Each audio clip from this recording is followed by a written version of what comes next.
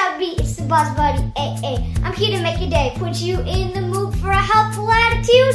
Save the planet. Be a cool dude. If you don't know what to do, help the birds and bees and butterflies too.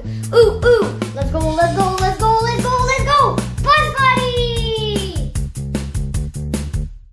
Dandelion. It's a beneficial plant for the pollinators who are dying. It ain't a weed, its nectar is the first thing the bees will feed in the spring. I'm pleading with you.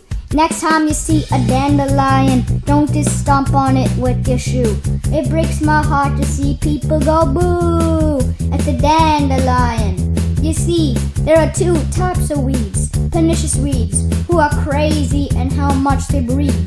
They are basically invasive, and their empire can get really massive. Remove them as soon as you can, such as the creeping thistle. It will take away nutrients from your plants like a missile.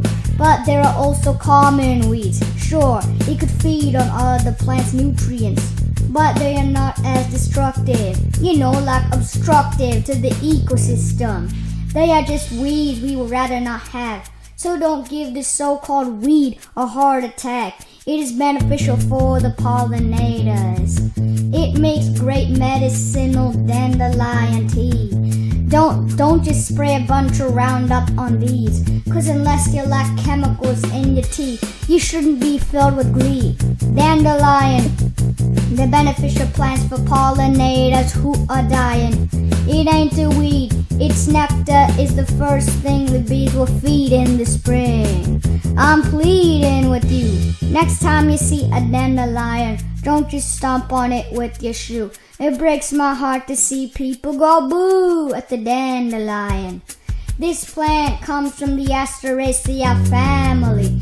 It's like the sunflower, so I treat it like an anomaly. Just let this plant do its stuff. Subs to my channel, please. Turn on notifications. Smash that like button and have a great day and a great life.